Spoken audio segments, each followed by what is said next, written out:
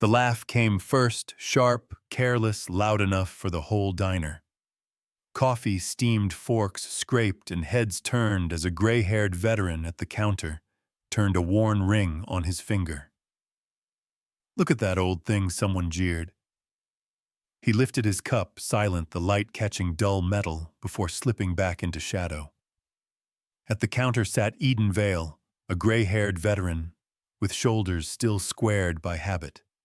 His jacket looked worn, the elbows shiny, and on his finger turned a dull, weathered ring. He spun it once, a simple, absent-minded gesture. The ring caught the light beneath the hanging lamp, a faint gleam before slipping back into shadow. From a booth nearby, a laugh broke out. "Look at that old thing," one man said loudly enough for half the diner to hear. "Yeah," another chimed in. "Bet he bought it out of a gas station vending machine." Chairs creaked as heads turned. The sound rolled through the diner like a ripple. Eden lifted his coffee cup without looking at them. The first voice pressed on. "What's the story? Old-timer couldn't afford a real one?" Eden set the cup down gently. His voice came even measured. "Just a ring." That answer wasn't enough. The Sergeant Major, Trent Harker, slid into the booth beside the laughing men. His uniform crisp, his chest broad with years of authority. He leaned back, one arm sprawled across the seat. "Fellas, don't you know? That's what happens when the past is bigger than the present." The men chuckled again. The waitress appeared with the coffee pot, her shoes whispering on the tile.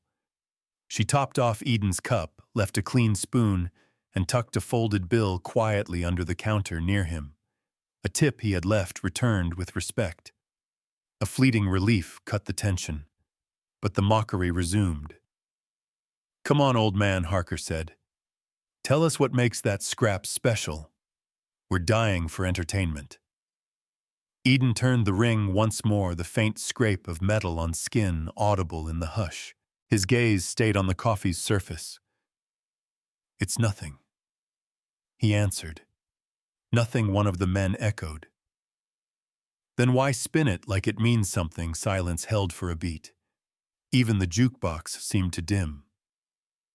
A busboy. Nell Carter, barely 18, balancing a tray of syrup bottles, paused mid-step. His eyes moved from the laughing men to Eden, curiosity flickering. Eden didn't rise to the bait. He lifted his fork, cut into his eggs, and chewed slowly. The scrape of tines against plate sounded louder than laughter. The men pushed again. "Say it," one urged. "Or maybe he can't remember anymore," another said, smirking. Harker's voice cut sharper. "Truth is, some folks wear trinkets to feel important. But when the real tests come, well, silence speaks plenty." Eden placed the fork down. He looked straight ahead, calm as stone. "Silence," he said quietly, "sometimes is the answer." The words landed with weight. Nell's hand tightened on the tray. His gaze lingered on Eden, questions unspoken, the first seeds of witness planted. The post office opened with a metallic rattle and the faint smell of paper dust. Morning heat was already climbing. Ceiling fans pushed slow circles of air chim that never quite reached the line. A corkboard near the door held bake sale flyers, a lost dog notice, and a hand-drawn sign about the Memorial Day service.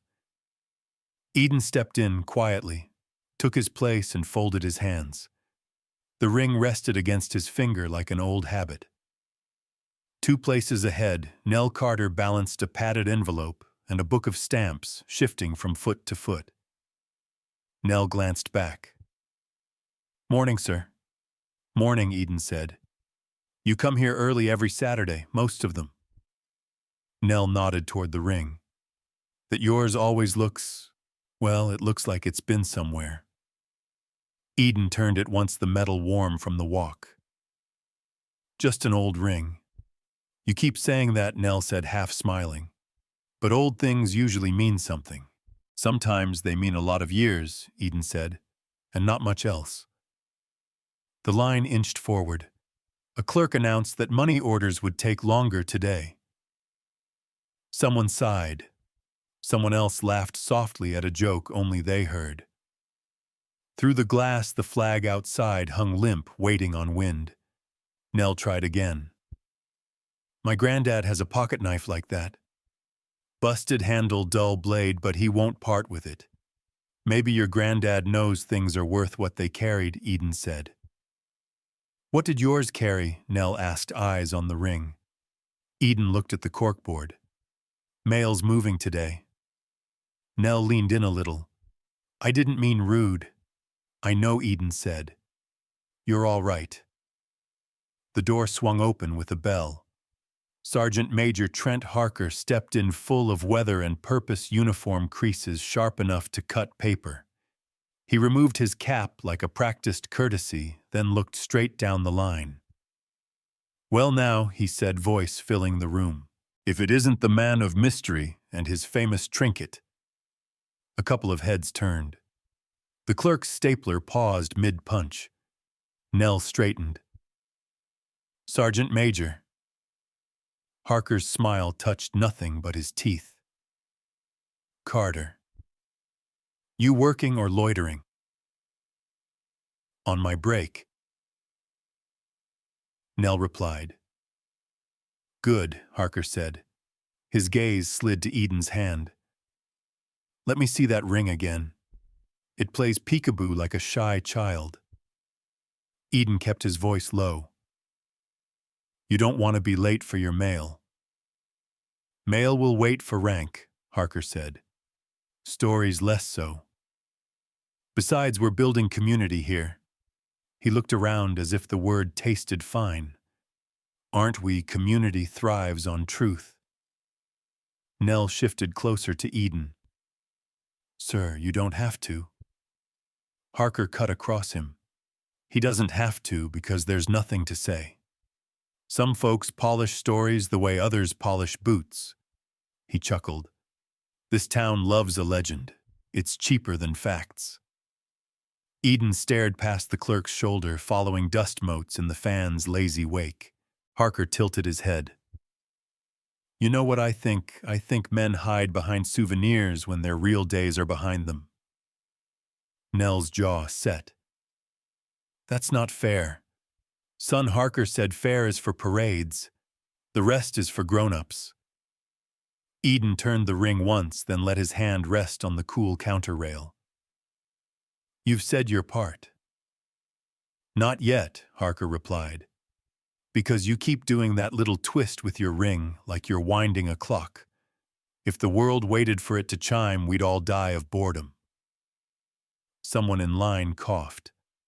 The clerk pretended to count stamps more carefully than necessary. Outside, a truck downshifted, growling past on Main. Eden finally looked at Harker. You wanted to say something plain. Say it. All right, Harker said, lifting his chin. If it mattered, you'd have told it. Since you haven't, it doesn't. Nell took a breath. Maybe it's not your business. Harker's eyes didn't leave Eden. Everything about example is my business. Eden's voice stayed even. Example can be quiet. That's convenient, Harker said, smile returning. Quiet saves a man from the truth. Sometimes Eden answered, quiet saves others from pain. Harker laughed short and hard. Or saves a man from embarrassment. The clerk called next with too much brightness. 2 customers moved. The line swallowed the noise and stretched again. Nell's tone softened. Sir, if it ever helps to tell it to someone, I can listen. Eden nodded once. Kind of you. Harker tapped the counter with one knuckle. The sound had a hollow ring of its own. Listen, Carter. You want a lesson. Here it is. Look at that ring. That's how some folks keep themselves important. Round and round, spin and spin. Means nothing. It means something to him, Nell said. To him, maybe, Harker replied. To the rest of us, it looks like a story that couldn't pass inspection. The ceiling fan creaked. Somewhere a stamp pad dried at the edges. Eden stepped forward when his turn came. Mail this, please, he told the clerk, passing a plain envelope. His fingers were steady. The ring flashed once when he reached for his wallet, then went dull again. The clerk weighed the letter. Anything liquid, fragile, or perishable, no, Eden said. Anything alive, just words, Eden said. Nell smiled at that. Harker's mouth twitched, bemused or annoyed, it was hard to tell. When Eden finished, he stepped aside and touched the brim of an old cap he carried more than wore. Good day. Harker followed him out onto the sidewalk. Sunlight hit hard, bouncing off chrome bumpers and window glass. The smell of warm asphalt and cut grass rose like summer music. Hold up, Harker said. One more thing. Eden paused, looking toward the courthouse clock. A kettle of swifts spiraled above the square. The sound of their wings stitched the sky. Harker spread his hands. Town Hall, Sunday. Memorial service. I'll be saying a few words. Maybe you'll find yours by then. Eden's jaw worked once. Maybe words aren't what's needed. Everything important needs saying, Harker insisted. Otherwise, it's just a feeling. Feelings built a lot of bridges. People walk every day, Eden said. They just don't put plaques on them. Harker chuckled. Poetry day in the post office. Listen, bring the ring, wear it big. Give folks a show. Eden's eyes stayed mild. People don't need a show. They need truth, Harker replied. They need to know who's real. A lawnmower droned up the block. A woman carried 2 pies from a sedan, the sweet smell of pecans spilling across the heat. Eden said, You have a good afternoon, Sergeant Major. Count on it, Harker said. He took a step backward, still smiling. See you Sunday. Late afternoon found Eden on the porch swing boards, warm under his boots. The swing creaked, a steady rhythm, slow as breathing. Cicadas wound up in the trees like a high wire. A pitcher of sun tea sweated on the table, lemon slices, hovering like small suns. Nell came by on his bike, coasting to the curb. Sir, you mind if I sit a second? Eden nodded to the spare chair. Bring the breeze with you. Nell grinned and wiped his forehead with his sleeve. I heard him. At the post office. He's a lot. He is, Eden said. You gonna go Sunday, I go every year. Nell hesitated. About the ring. I won't bug you. If there's something I should know to help, or to not mess up, you can tell me. Eden watched the street. A neighbor waved from a mailbox. A dog barked, then thought better of it. It's a good thing, Eden said finally, and a hard thing. Both can be true. Nell nodded.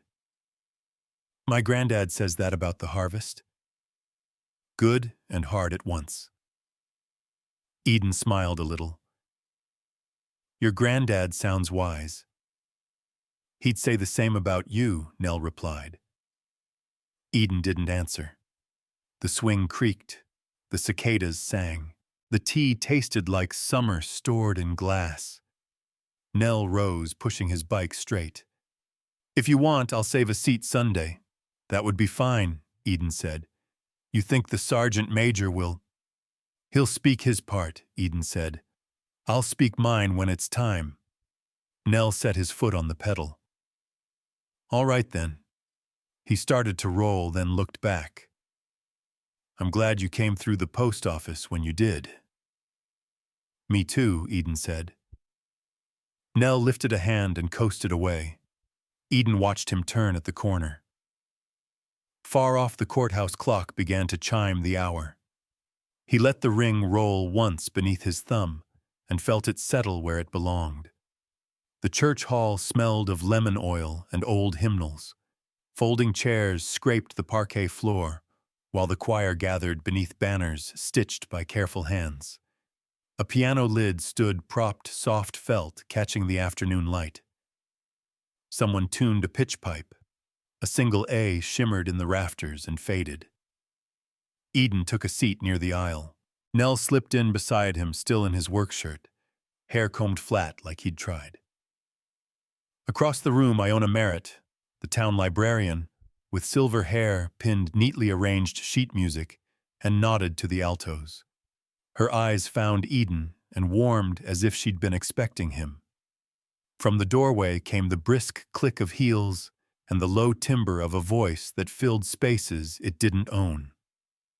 Sergeant Major Trent Harker strode in, greeted the choir director with a two-finger salute that wasn't quite a salute, and planted himself near the front as if monitoring a drill. The director clapped twice. "All right, friends, America the Beautiful." Then Eternal Father. "Watch the rests." They sang. First tentative, then fuller, the chords settling like a quilt. Eden sat straight, hands folded. The ring lay quiet against his finger. Nell watched him, then the music, then the people who watched Eden. During a break, Iona came down the aisle with a carafe of water and paper cups. She stopped at Eden's row. "Thirsty?" she asked. "I'm fine," Eden said. Her gaze drifted to his hand. She reached gentle as a mother checking for a fever and touched the ring with 2 fingers. The old metal carried its own cool story. Iona's voice lowered. "Still fits." "It does," Eden said. "Some things keep their size because we keep our promises," she murmured. Harker stepped closer, his shadow crossing their knees. "Promises are easy when nobody checks the fine print." Iona looked up. "Good afternoon, Sergeant Major." "Ma'am," he answered, eyes not leaving Eden. "We're rehearsing for Memorial Day, not for Mythology Hour." Nell bristled. He didn't say anything. "Exactly," Harker said. "Silence is a convenient stage." Iona squared subtly the stillness of a librarian who had shushed louder men than this.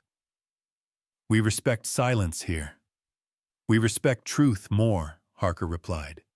"And the truth is, some folks decorate themselves with meaning when they've run out of deeds." He nodded toward the ring. "A trinket can grow mighty in a tale." Eden's jaw tightened, then softened. "We all wear what we can carry." "What exactly are you carrying?" Harker asked, voice bright enough for the sopranos to hear. The choir director lifted her hands. "Friends, let's reset on the bridge." But the room's attention had drifted. Nell leaned forward. "Sir, you don't have to." Harker's laugh clipped the air. "Let the man speak, Carter. Or doesn't he have a script yet?" Iona's hand remained lightly on Eden's ring finger, a grounding touch. "You owe this hall kindness," she told Harker, calm as printed type. "I owe this town standards," Harker said. "Memorial Day is for honoring the real thing, not make-believe." Eden turned his head. "I never asked a soul to honor me." No. Harker scanned the semicircle of faces. "Then perhaps stop performing mystery where it doesn't belong." A tenor dropped his folder. Pages scattered.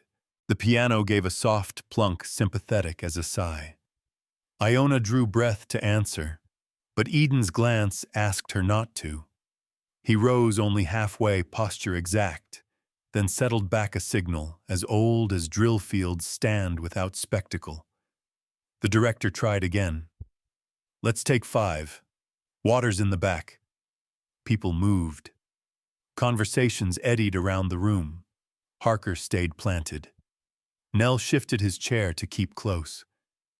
Sergeant Major Nell said with respect, "Memorial Day is for remembering the fallen, not for picking at the living." Harker smiled thin.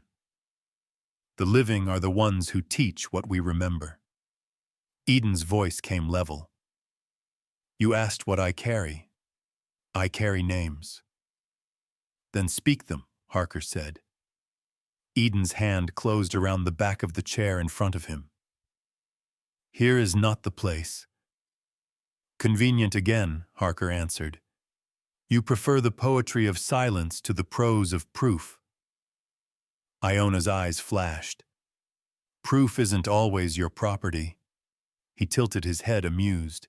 "Is it yours?" "Sometimes," she said, "it belongs to time." The murmur in the hall thinned to a thread. The choir director raised her hands. "Back to places, please." They formed their arc. Eden remained seated. Harker stayed standing now, a presence at the edge of the sopranos like a metronome with teeth. The piano offered a soft chord. Voices rose. Mid-phrase, the director held her palm up, a pause. Sound ceased on a dime. The silence that followed felt not empty, but weighted a bowl holding breath. Even Harker didn't fill it. In that held quiet, Iona leaned toward Eden and spoke low enough for only two to hear. Iona's whisper brushed the charged silence. "It's time you show them." The ring caught one last flicker of choir light as Eden closed his hand. She said. Harker's head tilted, catching only the cadence. "What's that?" Iona straightened. "I said, watch the rests." She nodded to the director. "They matter." The director brought them in again, and the choir landed the next phrase as one clean, bright sure. When they finished, a few clapped palms to biceps in approval, a habit from old band rooms and new sanctuaries. Harker used the applause as a stage. "Friends," he projected on Sunday, "I'll be speaking to what service truly means. I hope those among us who like to imply will learn to explain." A contralto folded her arms. "We know what it means." "Do you?" Harker replied, friendly as winter. "Then help our friend here tell the town." Eden stood now, not to perform, but to leave. The chair legs whispered against the floor. "Good rehearsal," he said to the director. "Mr. Vale," she began, uncertain. "Thank you," he repeated, and started down the aisle. Harker slid one step to block him, then thought better and shifted aside. "Sunday," he said softly, for Eden alone. "No more hiding." Eden passed. At the door, he stopped long enough to look back at Nell and Iona. His eyes said more than his mouth would allow here. Nell nodded, a boy practicing courage. Iona's hand hovered half an inch from her heart, as if holding a book open to a page only time could read. On the threshold, Eden paused under the frame where rain once marked children's heights. He touched the ring with his thumb, one slow turn, not performance but prayer, and stepped into the thin sunlight, pooling on the steps. Behind him, the director set the pitch again. The choir inhaled together. The note they released filled the hall like forgiveness. Iona gathered the scattered sheets, smoothed a crumple, and followed Eden with her eyes. When the chord settled, she leaned toward Nell, voice barely a thread. "It's time you show them," she said. The town hall wore its holiday best folded bunting over bright brass rails, borrowed lilies on the stage flags at attentive angles. Late morning light slanted through tall windows and laid warm rectangles across the aisle. Program sheets rustled like leaves before rain. The choir clustered near the piano, whispering vowel shapes, then quieting to a hush. Iona Merritt found Eden in the second row aisle seat, hands set on his knees, in that habit that made posture its own kind of prayer. She leaned toward him, voice low, steady. "Eden," she said, "whatever you carry today, it can carry you." His eyes held hers a heartbeat. He nodded once. Across the center aisle, Sergeant Major Trent Harker stood near the podium, trading a firm handshake with the mayor, then stepping back as if the stage were already his. He scanned the audience the way a man checks a formation, faces like boxes to tick. When his gaze met Eden's, it lingered confident and sharp. The choir director lifted 2 fingers. A soft chord rose and faded. The mayor approached the microphone, tapping it twice. "Friends, neighbors, welcome. We gather this Memorial Day to remember those who gave what cannot be repaid." A murmur of assent moved through the hall. Eden's thumb found the ring and turned it once slow. The metal felt familiar as his own name. The mayor continued with names read from a sheet: fathers, sisters, a boy everyone remembered for climbing the water tower on a dare. With each name a bell tone from the piano. After the last silence held a bowl of time not to be dropped. Now the mayor said, "Sergeant Major Harker will speak to us about service." Harker took the podium with a nod to applause, brief and crisp, as if the crowd had saluted and been dismissed. He squared the microphone the way he squared most things. "Ladies and gentlemen," he began, "service isn't a costume. It's not a story you polish when company's over. It's what remains after the sound fades and the lights dim." He let the words settle, then continued. "I have seen men confuse souvenirs for substance. Rings, patches, trinkets, things that say, 'Look at me,' when the work says, 'Look outward.'" Eden felt the weight of the room turned, not hostile, just curious. He kept his gaze on a point between the flags. Harker's tone softened into something almost friendly. "This town loves its heroes. But love shouldn't make us gullible. If something matters, say it plain." His eyes found Eden again. "Say it out loud." A thin breeze carried the faintest lily scent across the stage. Iona's hand, resting on the chair between them, turned palm up, inviting, without pushing. Transfer of trust, quiet, deliberate, complete. When Harker yielded the microphone, the choir rose for Eternal Father. The first verse flowed like a river, remembering stones. On the final cadence, the director held her palm high. Sound stopped. The hall became a held breath. Iona whispered only for Eden, "It's time." Eden stood. He did not stride or flourish. He simply rose, straightened his coat, and stepped to the aisle. Heads followed without trying to. He walked toward the stage with a pace that neither hurried nor stalled, the way one approaches a grave and a sunrise at once. At the foot of the steps, the mayor reached a hand. "Mr. Vale, just a word," Eden said. The mayor stepped aside. At the podium, Eden adjusted the microphone down a notch. The wood was warm under his fingertips. He cleared his throat, not to command attention, but to make room for it. "My name is Eden Vale," he said. Voice steady, radio warm. "I don't favor speeches. I favor remembering." A few soft laughs let the tension blink.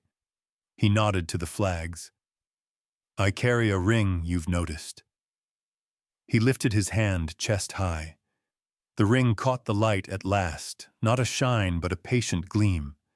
It isn't gold worth counting. It is years worth counting. He let that plain sentence live a moment. Harker folded his arms, a smile that read, "We'll see."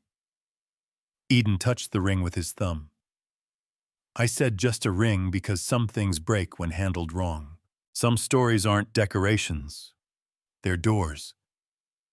He looked toward the back where Nell stood along the wall. "You asked me what it carried." Nell's chin lifted. Eden turned slightly so half the room could see the ring clear. The metal bore the scar of an old impact, a hairline notch near the inside edge. This mark, he said, came the day a man beside me didn't come home. I touched a doorway frame looking for him in the smoke, and the steel bit through to the bone. The ring kept the finger from swelling too fast. They cut it off the ring, not the finger, then soldered it back for me later, because the chaplain said a promise that keeps you alive deserves to keep company with you. The hall leaned forward, even the air. He nodded toward the choir. You sing the names. Some of us carry them when the singing's done. Harker shifted the set of his shoulders, loosening without permission. Eden rested his palm on the lectern, then lifted it again, as if remembering not to lean on what should not bear weight. This ring was not bought, he said. It was earned not by me alone. It was paid for by people whose mothers waited by windows and whose letters went unanswered. So when you see me turning it, he let the ring roll once I'm not polishing a tail. I'm counting. He faced the crowd, not challengingly, but as if he were finally standing in good weather after a long storm. You asked for plain speech, Sergeant Major. Plain is this: I carry names I don't speak, because families should hear them first, and not from a stranger's microphone. He looked at Harker directly, not hard, simply true. And I carry one more thing. Harker's face, so comfortable in certainty, opened a fraction. Eden breathed in slow. I carry gratitude for those who trained me not to make noise when silence honors better. His hand lowered from the ring to the edge of the podium and back. Sometimes he paused. The room pausing with him. Silence is the answer. The choir director, as if on cue she hadn't given, remained still. No chord underlined the words. No rustle followed them. The hall listened the way dawn listens to its own light. Eden softened his voice further, and it somehow carried more. We live in a small town. We refill each other's coffee and hold the door and keep watch for the neighbor's dog. Service is not always a trumpet. It's often a hand on a wheel at 2 a.m., a drive to the clinic, a quiet seat by a bed. Some rings don't shine. They just stay. He turned the band once more, not for show habit, making meaning-making habit. I've said more than I planned. Forgive me. If anything here belongs on a board or a plaque, it isn't my name. He glanced toward the far wall where the library poster invited volunteers. It's the names you already carry. Keep them safe. He looked back to Harker last. Not a stare down, an invitation to step beside. Harker swallowed. Something in his stance gave way not to defeat, but to recognition. His hands dropped from their locked place at his chest. For a beat, for two, for three, the man who composed rooms with posture could not find a posture.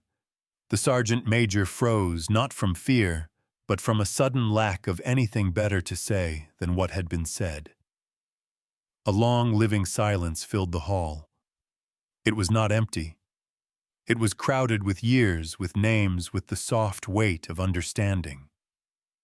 From somewhere near the middle aisle came the faintest whisper nobody could later say, from whom silence is a thank you too. Eden stepped back from the microphone. He inclined his head to the town, then to the choir, then to Harker, as if closing a circle he hadn't drawn.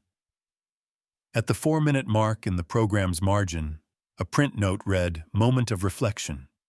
Eden did not know it was there, but the town kept it anyway. You could hear the clock outside take one clear tick, then nothing again. Iona remained standing where she'd been, a book no longer needed, already read. She did not clap. No one did not yet. The quiet became its own standing ovation. Eden returned to his seat. Iona touched the back of his hand, barely a brush more, like the promise of one. He exhaled and set both palms flat on his knees, ring forward, honest. Harker blinked 2 slow times. He looked at the flags, then at his shoes, Then at the people neighbors he'd seen 1,000 Sundays and never quite seen. He reached to the side of the podium for a glass of water and missed it by an inch before finding it. The mayor stepped forward, thinking to bridge the moment, and then thought better and stepped back. Even thoughts respected the quiet. Eden's gaze found Nell near the door. The boy stood straighter than he knew how, as if a new rafter had been set in him. Nell's mouth shaped a silent thank you. Eden gave the smallest nod. The choir director raised her hands very slowly, seeking consent from the room without asking aloud.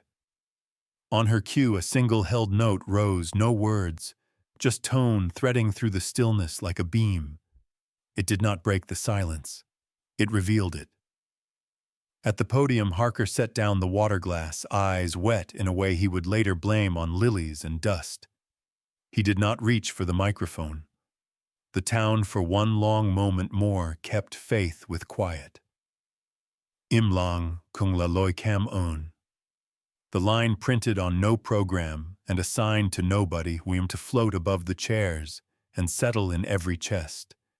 And then the moment still unbroken, the chapter held on its last frame a community stunned into reverence, frozen not by fear, but by respect, looking at a plain ring and seeing what it carried. Blackout of sound. Light stays. The library foyer smelled of paste and old paper, a clean quiet with a heartbeat. Morning sun slanted through tall panes, laying rectangles across the terrazzo floor. On a table, draped in navy cloth, sat a shadow box, still wrapped in brown paper and twine. A small crowd gathered, neighbors in church clothes, a troop of scouts clutching tiny flags, the choir in ordinary sweaters now. The Cork Community Board glowed with new pushpins. Nell Carter hovered near the table, straightening a handwritten place card. "It looks good," he told the librarian. Iona Merritt smiled. "It will look better when it's where it belongs." At the doorway, Eden Vale arrived in his same worn jacket posture, straight without trying. Sergeant Major Trent Harker stood off to the side, hands behind his back, as if guarding an invisible line. His uniform had the same sharp creases. His face did not. Iona stepped forward. "Friends," she said, her voice carrying the way a hymn carries without force. "Yesterday we were given silence, beautiful and hard. Today we speak in a way that lasts. This town is generous with its memory, but memory is slippery unless we give it a place to sit." She gestured to Eden. "Would you help us seat it?" Eden shook his head once, not a refusal more, a modest recoil. This isn't about me." "It never was," Iona said softly. "It's about what you carried and who with." Murmurs of agreement moved through the foyer like wind in wheat. Nell swallowed. Mr. Vale Eden's eyes warmed. "All right." He stepped to the table. The paper rasped under his fingertips as he untied the twine. Together, he and Nell lifted the lid from the shadow box. Inside, set against a deep blue felt, lay the ring cradled in a narrow brass cradle, its small impact scar visible near the inner edge. Beneath it, a simple strip of card carried a line in tidy type, carried in silence, counted in names. A breath moved through the room that was almost a song. Eden spoke not to the crowd so much as through it. "This ring belongs to the ones I counted, to their mothers and brothers, to anybody who needs a handhold when the music stops." Nell looked to Iona. "Where does it go?" Iona pointed to an open space on the community board, freshly cleared. A rectangle of lighter cork marked where a flyer used to be. "There," she said, "where people come and look for what matters, lost dogs, church suppers, winter coat drives. Let memory live with the ordinary." Eden lifted the box carefully. "I can't promise it will make anyone better," he said, "but it can keep us from forgetting why we try." Harker spoke for the first time, voice careful. Mr. Vale. Eden looked up. Harker stepped closer. Eyes less hard, more human. If there's any ceremony to this, it should be yours. Eden tilted his head. Help me with the pushpins. For a beat, Harker simply stood there, caught by a request that felt like forgiveness disguised as chores. He nodded. Yes, sir. They carried the box together to the board. Iona handed them 2 brass tacks. Top corners, she said, because librarians know how weight is borne. Nell held the lower edge in place. A little left. No back a hair. Eden pressed the first pin through the cloth into cork. The sound thip was small and right. Harker pressed the second. Thip. Their hands hovered a moment over the glass. Feels steady, Harker said. It will need dusting. Iona added practical. We can do that, Nell said quickly. A woman near the back cleared her throat. May I say something? It was Ms. DeGraw, the second-grade teacher who taught half the county to read. Iona nodded. Ms. DeGraw faced the board. My brother's name is on a plaque 2 towns over. I used to drive there on his birthday. I like this better. I like it where we live. A murmur of amen traveled the room. Harker stood very still. Then he drew a breath and took a small step toward Eden. Yesterday, he said, I talked about truth and proof. I made noise to fill space I didn't understand. That was wrong. Eyes turned. He kept going, voice lower. I have spent my life with orders and answers. I forgot there are rooms where listening outranks both. If I gave offense, I ask pardon. If I taught by scorn, I hope to learn by quiet. Nell's face broke into something between relief and pride. Someone in the choir started to hum a line from America the Beautiful, and others found it layer by layer, till the space carried a low swell. Harker looked at the box again.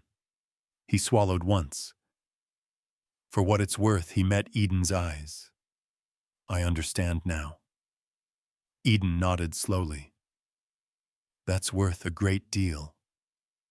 Harker's chin dipped. In the hush that followed, he bowed his head.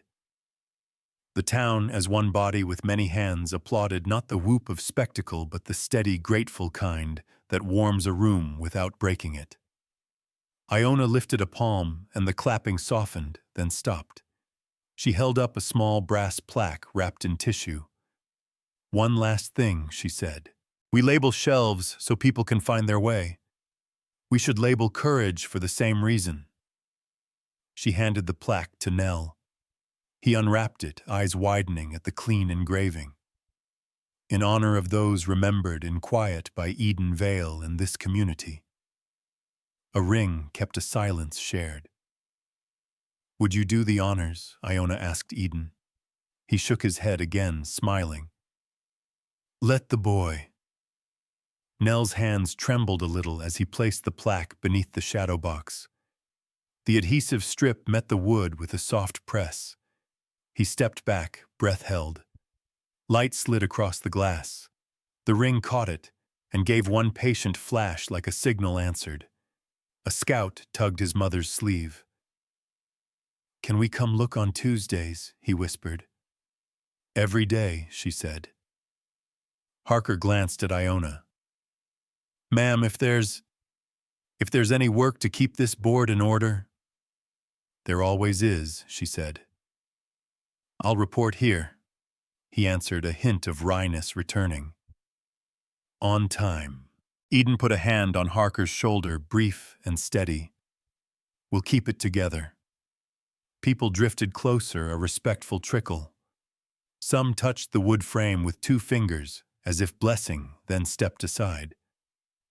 Someone pinned a new flyer for a church supper, then adjusted it so it wouldn't cover the corner of the glass. Life folded itself around memory, the way a quilt takes in a new square. Pictures, Ms. DeGraw asked. Just one, Iona said. They lined up awkwardly, Eden, Harker, Nell, Iona facing a cell phone held by a teenager who knew where the light was. The choir let their hum rise a little, then taper like a ribbon of sound.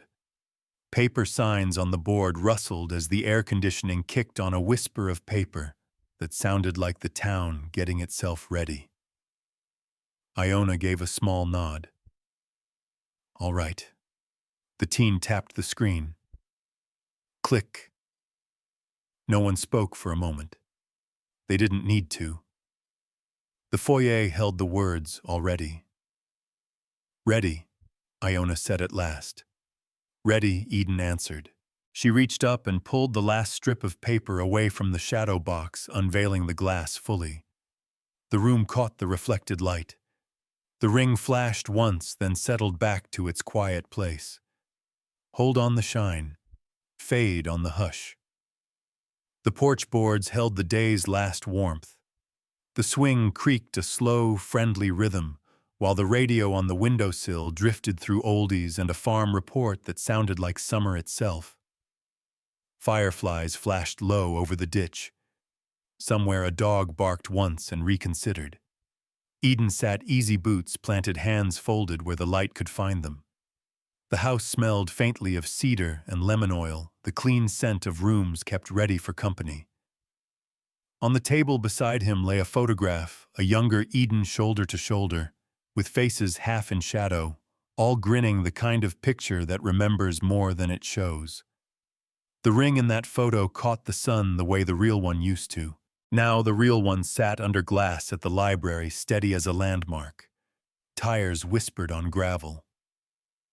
Nell Carter coasted up brakes, soft, a folder clipped under his arm. You're out late, Eden said. Town meeting ran long, Nell replied, dropping one foot to the ground. Got something. Eden nodded at the empty chair. Bring the news.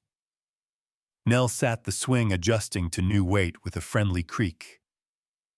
He opened the folder with both hands, careful as a boy turning a page in church. They voted, he said. It passed unanimous. What passed? The scholarship. Nell answered, eyes bright. Unit 17 scholarship for any kid headed into service or public safety training. 1 student a year, books and boots. I guess we start small and grow. Eden watched the street the way a good listener watches a story unspool. That's a fine start. Nell handed over a single typed page. There's more. Ms. Merritt had a quote etched on the board. Under the ring, Eden took the page, smoothed it on his knee. A moth found the porch light and circled like a prayer that had not learned words yet. Read it, Nell asked. Eden tilted the paper toward the radio's light. A leader's strength is measured not by how many break under their command, but by how many rise. Nell grinned. She said you said something like that once. Maybe I did, Eden said. Maybe someone said it to me first. They listened to the radio for a while. The announcer signed off for the evening. A fiddle tune drifted in low and cheerful. Across the street, a porch screen clicked. 2 neighbors laughed. The town made its small, honest music. Nell tapped the folder. They asked me to help with applications. I kind of said yes. You'll be good at that. You think I do? Nell's voice softened. I went by the library after they closed. Lights were off, but you could still see the ring from the street. It didn't shine much. It doesn't need to, Eden said. I know. It just stayed. He let out a breath that wasn't a sigh. Feels like the town's a little steadier with it there. That's what steady things do, Eden said. They let you lean without noticing. They sat with that a moment, the swing counting time like a kind metronome. Nell glanced at the photo on the table. You keep that one close, it helps, Eden said. A person should keep one picture and one promise where they can reach them. Nell turned the frame toward himself. They look like guys who told bad jokes. They did, Eden said, smiling. Worst you ever heard. Funniest when you needed them to be. Did you tell their families? Nell asked, cautious. As best I could, Eden said. Sometimes you bring flowers. Sometimes you bring silence. Nell nodded. I'm learning that. A car rolled by and honked twice neighborly. The radio thinned to static for a heartbeat, then found the station again. A breeze lifted the edge of the typed page. Eden set his hand on it. I stopped by the board this afternoon, Nell said. Kids were there. One of the scouts traced the plaque letters with his finger. A lady from the clinic pinned a flyer about blood pressure checks. 2 teens snapped pictures and didn't use any filters. I think they liked it as it is. As it is will do, Eden said. Ms. Merritt wants to start a board crew, Nell added. Keep things squared away. Sergeant Major volunteered to help. Eden's eyebrow lifted a fraction. Did he now? He said he's better with order than with speeches. We all laughed and he laughed too. The swing coasted a few inches and settled. I'll bring you the first scholarship applications, Nell said, if you want to look them over. No pressure. Bring them, Eden said. They let the quiet return. The cicadas took the night's melody. A train far off gave 2 mournful notes. The town inhaled and exhaled in peace. Nell stood folding the folder closed. I should go, early shift, thank you for stopping.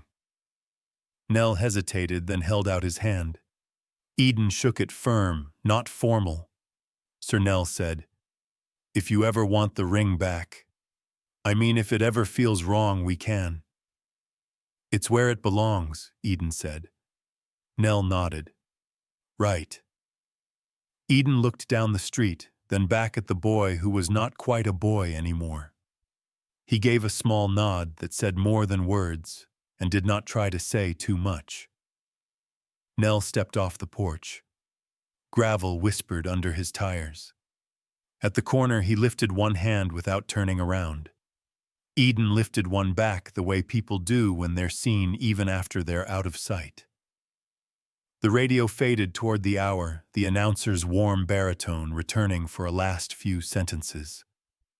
Eden turned the volume down to a hush. The thought rose unbidden like a hymn learned young and remembered without trying. Inside, the hallway clock ticked in its wooden case. Eden gathered the photo and slipped it into the drawer with the envelopes and the good pen. He didn't lock it. Some things stay because they're asked to, not because they're made to. He stepped off the porch and looked up. Stars, ordinary and exact, marked out their map. Somewhere in the library, 3 blocks away, the ring kept still under glass, bearing its small scar, holding its place like a plumb line. On the community board beneath it, the new plaque caught the nightlight, and the quote held steady where eyes could find it when they needed it. A leader's strength is in how many rise. Eden let the air out of his lungs in one long, grateful line. He closed the door softly behind him. The swing, left to itself, moved once and came to rest. Fade on porch light. Radio hush. The town settled into its ordinary music library, lights warm on cork and glass. A porch swing creaking somewhere, the radio soft as dusk as people passed the foyer and touched the frame with 2 fingers, the way you steady yourself before speaking thanks.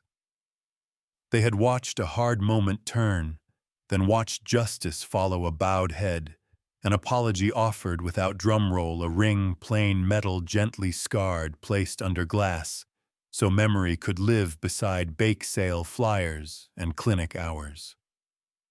The lesson arrived without hurry: offer kindness, with no invoice, and let judgment wait. Goodness is a thread in a quilt, stitching quiet hands to braver days. Legacy took a practical shape, scholarship forms in Nell's folder, A quote on the board, the choir's hum trailing into streetlight, while the old veteran kept a photo in a drawer and gave the rest to the town. In small halls, silence stands a little straighter.